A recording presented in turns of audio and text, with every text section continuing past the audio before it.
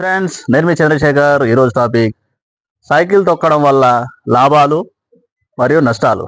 Friends, నష్టాలు అంటా ఉండేది అని ఆశ్చర్యపోతున్నారా?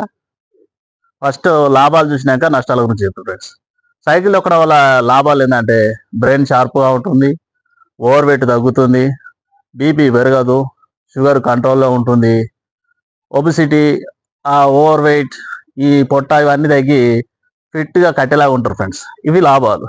నష్టాలు ఏంటంటే దేశ ఆర్థిక వ్యవస్థ పైనే నష్టపడుతుంది. ఫ్రెండ్స్, సైకిల్ తొక్కడం వల్ల సైకిల్ ఎక్కే పర్సను బండి కొనడు, కారు కొనడు, అలా పెట్రోల్ పోయాడు, ఇన్సూరెన్స్ చేయించుకోడు, పార్కింగ్ చేయడు, ఎవరికి యాక్సిడెంట్ చేయడు.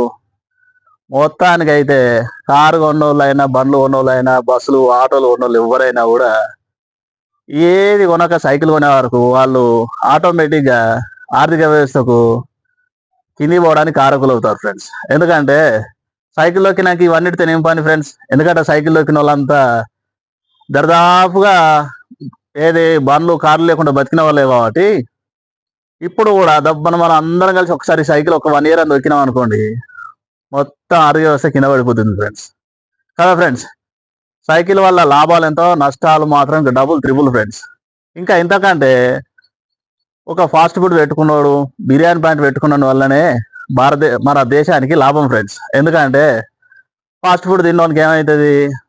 పండ్లు ఖరాబ్ అవుతాయి, పొట్ట ఖరాబ్ అవుతుంది, మన బ్రెయిన్ ఖరాబ్ అవుతుంది, ఓవర్ వెయిట్ అవుతుంది. దానికి ఎంతమంది డాక్టర్లు కావాలి?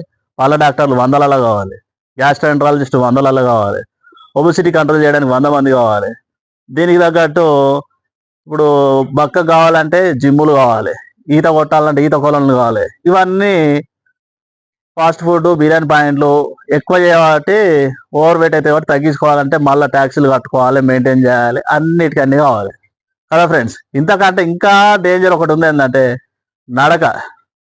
పోతాంటే ఆ సబ్జెక్టులుగా వచ్చే వీడియోలో చెప్తా. ఫ్రెండ్స్, నడకతో కూడా లాభాలు ఉన్నాయి, నష్టాలు కూడా ఉన్నాయి. Friends, thank you. ఫ్రెండ్స్, ఈ వీడియోని వస్తే లైక్ చేయండి, షేర్ చేయండి, సబ్స్క్రైబ్ చేయండి.